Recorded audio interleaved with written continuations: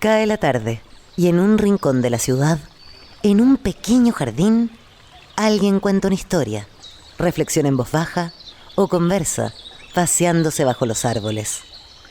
Es hora de volver a casa, bajar la velocidad y darle tiempo al tiempo. Christian Warnken nos abre la verja de su jardín para que respiremos aire puro y oxigenemos el espíritu. En Pauta, aquí comienza Desde el Jardín, una presentación de Fundación Irarrázaval, desde 1920, al servicio de la educación, humanismo y técnica. Y Grupo Viva, promoviendo la sostenibilidad en la empresa y los barrios. Lo esencial de toda exploración será volver al propio jardín y ver las cosas por primera vez, decía el poeta T.S. Eliot. Queridos y queridas radiovidentes, que al escucharme me ven, estoy abriendo la verja de madera de mi jardín. Saludo a todos los que nos escuchan en Antofagasta, en Valparaíso, Viña del Mar, Santiago, Temuco, a donde llegan las antenas de Radio Pauta, pero también los que nos siguen por pauta.cl y por Spotify. Hoy día es lunes 14 de agosto del año 2023. Y hay momentos en el jardín donde hablamos de poesía, literatura, teatro, pero hay veces que el sonido de la actualidad se cuela por el jardín y empieza a ser más fuerte que el sonido de los pájaros que habitualmente me rodean. Aquí hay bandurria, mucho pájaro sureño, también hay un fiel chucao que me sigue para todas partes. Pero ahora llegó el sonido y la furia, como dice el título de la novela de William Faulkner, de la actualidad nacional e internacional.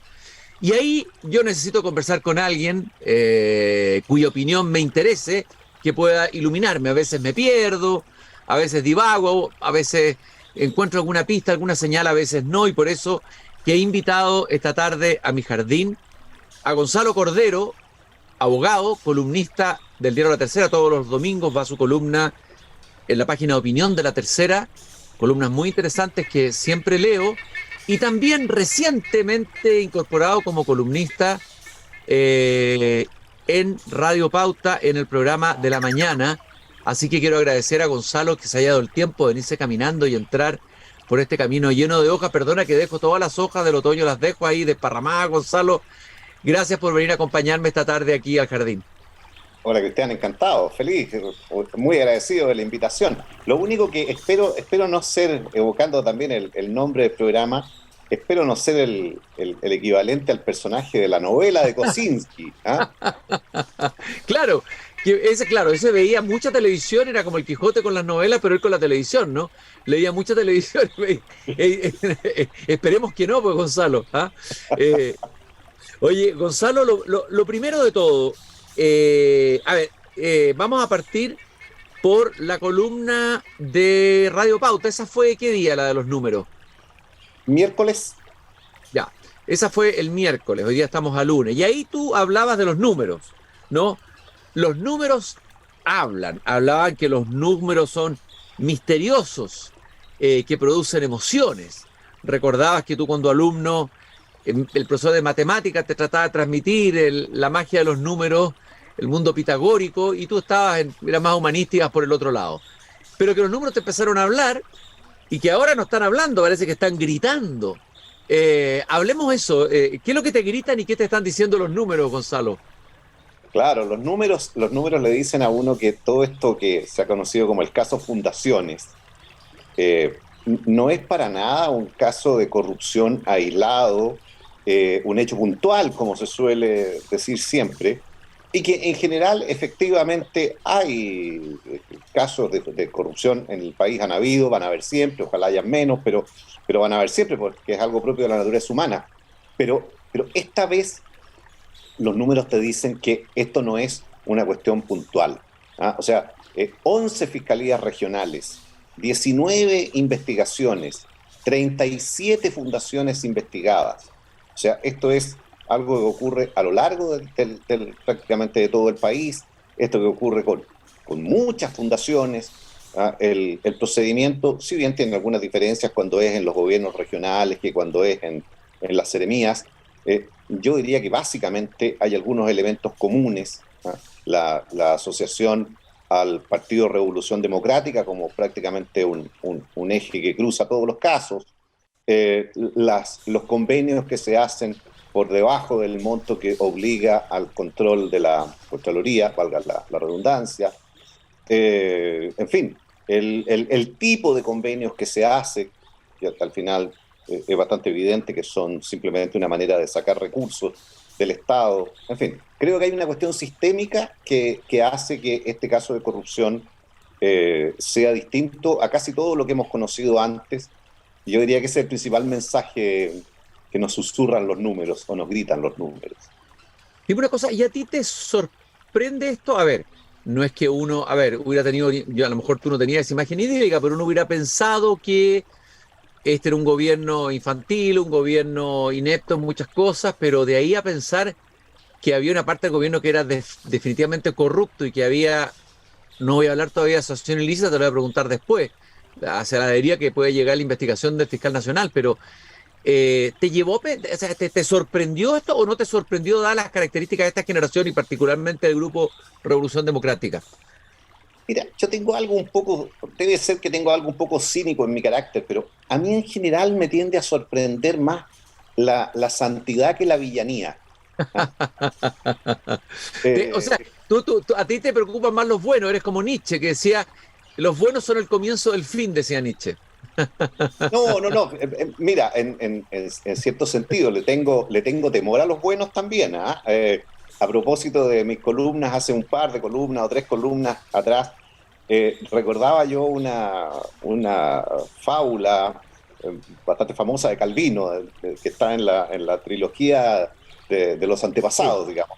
sí. ¿Ah? Esa del Vizconde de Mediado. ¿Ah? El fiscal de mediados, sí. Claro, en que al final el bueno era peor que el malo. O sea, la gente terminó detestando más al bueno, porque esta cosa moralizante de imponerle a los demás, ¿ah? Sus valores, en fin, no, pero yo lo decía en el sentido de que tengo una visión un poquito escéptica del ser humano, entonces me alegra, pero me sorprende cuando uno ve acciones particularmente nobles y generosas. Eh, y no me sorprende tanto cuando veo la villanía, como te decía, cuando veo la vileza. Ahora, lo que Oye, sí me ha sorprendido fue lo rápido. mm, ¿Ah? Yo no creí que un gobierno como este, con, con esta nueva generación, fuera a tener un caso tan rápido de corrupción así sistemática, sistémica, perdón, más bien dicho, y en tan poco tiempo. aquí iba a ser me agarro de algo que dijiste ahí de el conde, ya me acordé del artículo que escribiste, entiendo que te referías a Boric, ¿no? Sí, claro. Bueno, hay una parte de Boric que la gente quiere. Hay gente que incluso dice, pucha, que es tan bueno, está tan mal lo que está haciendo, está mal el gobierno, y se ha cargado todo el mal en Jackson, ¿no es cierto? Jackson es la encarnación del mal, y Boris como que a la gente algo le perdona, o hay un grupo que todavía le perdona, un grupo leal, etcétera, y ahí ahí tendríamos el caso de un bueno al que habría que estar atento, digamos, en lo que viene. Mira, yo al presidente Boric lo conozco muy poco. Me tocó alguna vez estar con él en programas de algún programa de televisión o coincidir con él en la radio. Eh, pero fíjate que a mí me pasa que yo le tengo yo creo que efectivamente el presidente Boric tiene una parte de él que es bastante bien honesta y bien intencionada. Eh, pero Pero el problema es que el gobierno al final, y tampoco creo que Jackson sea la encarnación del mal, ¿no? Eh, Creo que al final el gobierno expresa en su conjunto una disociación, una ambivalencia. Pero respecto al presidente, además, hay una tendencia natural en el ser humano y en Chile, en el presidencialismo, de tratar como de idealizar un poco al jefe de Estado, sacarlo del tráfago, de la vorágine, ¿ah? Y creer un poco que el que manda es mejor, es de mejor naturaleza y que los problemas están más en los mandos medios, están más abajo. ¿Ah? Yo creo que hay una inclinación natural de los gobernados a querer creer que el gobernante es mejor. Hay otro columnista nuestro en Pauta, John Miller, que tú conoces muy bien, quien publicó una columna en La Acera de los Tontos, a propósito de la dimisión de Jackson, que parte con el dicho español que me gustó mucho como dicho: a la política se viene llorado de casa. Es una frase que han usado varios políticos españoles, tanto de izquierda como de derecha. En la política no se llora, yo he escuchado, pero aquí dice: a la política se viene llorado de casa. A propósito de que Jackson salió, dicen algunos, con los ojos llorosos del despacho presidencial la semana pasada, y luego que se habría presentado un poco como víctima, o algunos habrían tratado de presentarlo como víctima, o como alguien que había hecho un acto sacrificial extremo. ¿Qué te parece la puesta en escena de la salida de Jackson? ¿Qué comentarios puedes sacar de aquello? Mira, yo creo que en Jackson hay algo, siempre hay algo mesiánico. ¿Ah? Eh, Popper decía, tenía una aproximación a la democracia que a mí me gusta mucho. ¿Ah? Popper decía que la democracia moderna, no responde, no es un sistema que busca responder la pregunta ¿quién debe gobernar? Sino que busca responder la pregunta ¿cómo se debe gobernar? ¿Ah? Y que si uno entiende que la democracia es elegir entre personas, digamos, es buscar la mejor persona para que gobierne, eso conduce inevitablemente a la tiranía, porque no hay nada peor que las personas que creen que encarnan el bien, ¿ah? Que sus ideas, su proyecto encarna el bien y el de los adversarios encarna el mal. ¿Ah? Yo creo que en Jackson y en todos los que ejercen la política de una manera mesiánica, ya sea desde la izquierda o desde la derecha, si uno entiende el fascismo lo entendiera como de derecha, hay un poco eso, ¿ah? Hay un poco una asociación personal con lo bueno. Y desde ese punto de vista, claro, cuando son objeto de crítica, la crítica siempre es pequeña, siempre es malintencionada, siempre proviene de los que quieren impedir que se haga la justicia. ¿Ah? Y cuando caen en desgracia, como cayó Jackson, el exministro Jackson, entonces también no pueden sino entenderlo como el producto injusto de la conspiración. ¿Ah? Y creo que eso es muy malo, porque lo que debiera hacer el Frente Amplio, y debiera ser el propio, quien soy yo para darle consejos, pero creo que sería más sano para el exministro Jackson el tratar de ver con serenidad y con distancia cuáles son los errores propios y cuáles son las circunstancias que él mismo contribuyó a generar que provocaron su caída. Tú dijiste, Gonzalo, en tu columna El símbolo del fracaso, ahora nos pasamos a la columna de la tercera de este domingo, que el gobierno está en una encrucijada que definirá el curso de lo que le resta. ¿Asume la realidad del fracaso y madura, o sigue pegado a la retórica infantil? Pero antes habías hablado, en realidad la frase que quería citar era que esta pretendida forma de gobernar, que tiene que ver con lo que acabas tú de decir, evoca la de los cónsules romanos. Me gustaría que nos explicaras eso. Claro, porque desde que ellos eran dirigentes y desde que formaron el proyecto del Frente Amplio, uno veía un liderazgo bicéfalo. Uno veía un liderazgo de dos personas que se complementaban, que andaban siempre juntos, o mucho juntos, y que tenían una suerte de conducción paralela, compartida. Eh, de hecho, yo tengo la impresión que la razón por la cual llegó el presidente Boric, perdón, lo voy a decir de otra manera, la razón por la que Gabriel Boric llegó a ser el presidente Boric y no Giorgio Jackson, es el simple azar de la edad, del destino, ¿ah? Que uno tenía la edad para ser candidato presidencial y el otro no. ¿Ah? Entonces eso hizo que no hubiera que dirimir entre ellos cuál era candidato, porque solo uno podía hacerlo, el otro no. Y desde que llegaron al gobierno, incluso en el gobierno, uno percibía desde afuera que había esta suerte de conducción compartida. Uno se daba cuenta que más allá del cargo que ocupara el ministro Jackson, primero en la Secretaría General de la Presidencia y después en el Ministerio de Desarrollo Social, su influencia, su rol, era muy distinto al de todos los demás. El proyecto es el proyecto de ellos, ¿ah? De ambos.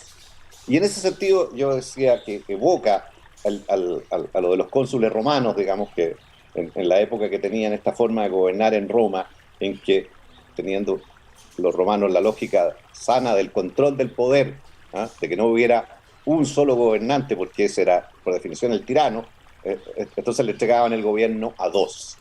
¿Ah? Y así lo dividían y de alguna manera se controlaban unos con otros.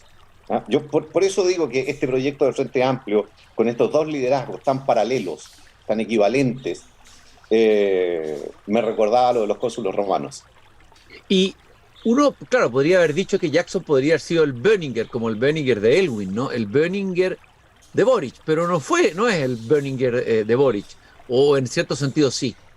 No, porque cuando uno mira el gobiernos en que los presidentes han tenido ministros muy importantes, como ese caso, eh, es el, fíjate que tú lo dices de manera muy natural, el Benninger de Elwin.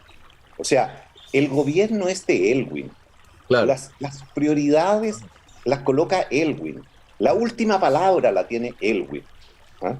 Y el ministro Benninger es un ministro que cumple un rol extraordinariamente importante dentro de un equipo para sacar adelante la gestión del presidente Elwin. No hay esta cosa, esta suerte de paralelismo, de equivalencia. Ni lo habría pretendido el ministro Benninger, ni habría entendido jamás el presidente Elwin que una cosa así era posible en un régimen presidencial. ¿Ah? Yo creo que son distintas maneras de entender el gobierno. Ahora se fue Jackson, todos coinciden que se descomprime el ambiente. Eh, el presidente Boric estaba indignado porque la UDI lo chantajeó, ¿no? Pidiendo que se marchara para negociar la reforma previsional y la reforma. Bueno, ahora entregó la cabeza de su cónsul o de su amigo, y se supone y todo, el discurso oficialista es que ya no hay obstáculos para que la oposición pueda sentarse a llevar adelante esta reforma. ¿Qué te parece a ti eso? Fíjate que de nuevo vuelvo a John Miller, que él dice que sería un error, que la oposición cometería un error si permite que el gobierno aplique lo que él llama el portonazo previsional a los trabajadores, es decir, que la reforma del gobierno tenga que financiarse con la solidaridad exclusiva de los asalariados que tienen empleos formales. Pero hoy día hay una presión muy fuerte. Vi una foto hoy día de la ministra Orellana con el ministro Marcelo en un tren recorriendo el Chile para explicar la reforma. No sé, era un tren del metro o un tren, qué tren era, pero era un tren, ¿no? Un tren de ficción. Todo puede ser. ¿Cuál es tu mirada sobre eso, digamos? Mira, déjame partir 10 segundos atrás. A mí me da la impresión que el proyecto del Frente Amplio, el presidente Boric y su equipo más cercano, tienen una manera de entender el gobierno que los lleva, está en la convicción en lo que ellos quieren hacer, está la asociación de su proyecto con lo justo y con lo bueno, que sienten que cualquier transacción, no se puede transigir nada, porque todo lo que se transija es traición, ¿no? Es traición a los valores, es traición al bien, es traición al ideal, es traición a aquello por lo que a ellos los eligieron. Entonces, ellos cometen un error que es muy grave, y es que tú no puedes desde la minoría, y los chilenos lo sabemos muy bien y lo aprendimos con mucho dolor, tú no puedes desde la minoría hacer cambios radicales, hacer cambios refundacionales. ¿Ah? El presidente Boric hoy día es minoría en el apoyo popular. Las propuestas, las reformas que quiere hacer, particularmente esta previsional, no tiene apoyo mayoritario en sus ejes principales y tampoco tiene mayoría suficiente para sacarla adelante en el Congreso. Pero el presidente insiste en su reforma, insiste con esta lógica, insiste con la lógica de que si él negociara, usemos esta palabra que viene de los negocios y que en la política no se adapta bien, pero que si él transigiera con la oposición y él renunciara a las cuestiones esenciales de su proyecto, eso él lo entiende como traición y no lo puede hacer. Entonces, A eso me refería yo también en la columna. La renuncia de Jackson, si es solo porque se va Giorgio Jackson, es irrelevante. Si la renuncia de Jackson significa que al irse el símbolo de la ideología, vamos a tener un gobierno con el natural pragmatismo de la democracia, ¿ah? Un gobierno que entiende que su programa y sus ideas no están escritas en las tablas de la ley y que tiene que lidiar con la realidad, porque eso es la política, la administración de la realidad. ¿Ah? Y en esa realidad, si él está dispuesto a avanzar en sus ideas, en lo que pueda, y en lo que no se puede nomás, porque no se trata de reventar el país, porque ellos tienen una iluminación de lo que hay que hacer. ¿Ah? Si el presidente tuviera mayoría en ambas cámaras, si las encuestas le mostraran que el 60% de los chilenos quiere su reforma previsional como él la propone, bueno, yo diría, ¿qué le vamos a hacer? Pues, a mí no me gusta, pero la democracia le dio el poder para hacerlo. Tiene los votos, tiene el apoyo popular. ¿Qué le vamos a hacer? Lo tendrá que hacer. Pero es exactamente al revés. No tiene la mayoría en el Congreso, no tiene el apoyo popular, pero insiste, a mi juicio, y esa es una interpretación mía, porque para él es inconcebible que él no haga eso. Porque eso es lo bueno, eso es lo justo, para eso a él lo eligieron y es lo que tiene que hacer. Y si en el camino se incendia Roma, bueno, se incendiará, pues, porque para eso lo eligieron. La editorial de La Tercera del domingo dice que el gobierno ha hecho bien en flexibilizar algunas de sus reformas más emblemáticas. Su propuesta de pacto fiscal deja de lado por ahora un alzo de impuestos. ¿Tú crees que ha flexibilizado el gobierno algo? ¿Había aunque sea una pequeña flexibilización, o no es tal que la que afirma la editorial de La Tercera? Yo no quiero, yo no quiero acusar al otro de ser rígido siéndolo yo, digamos. ¿Ah? Mira, lo voy a decir de la siguiente manera. Yo creo que el gobierno ha flexibilizado todo lo que no es esencial para él, pero lo que es esencial no lo ha flexibilizado. ¿Ah?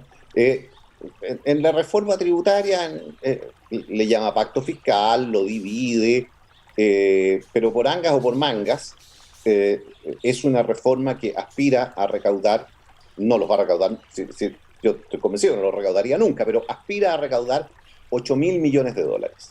¿Ah?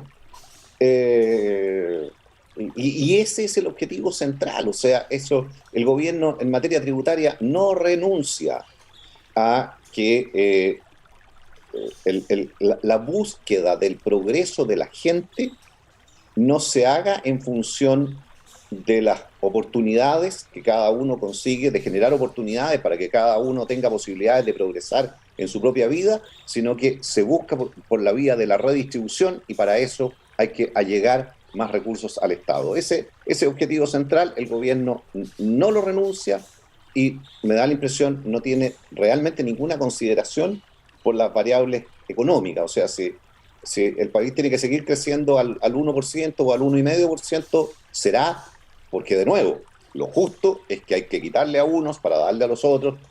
Esto es lo justo. Y en materia previsional, algo relativamente parecido. El gobierno tiene dos objetivos, a mi juicio, que son: uno, terminar con las AFP por la vía de hacer la división de la industria, separar las funciones, ¿ah? Y tener un gran administrador de cuentas, y tener los inversores de fondos, tenerlos en el backstage, que no tengan contacto con el cotizante. Ese es un primer gran objetivo. Y el segundo gran objetivo es que haya algún porcentaje de reparto, vale decir, que por la vía de generar un impuesto al trabajo, por la vía tributaria nuevamente, se mejoren las pensiones. Y de esos dos objetivos, el gobierno no se mueve un milímetro. Cambia otras cosas, pero en esos dos objetivos, ni un milímetro.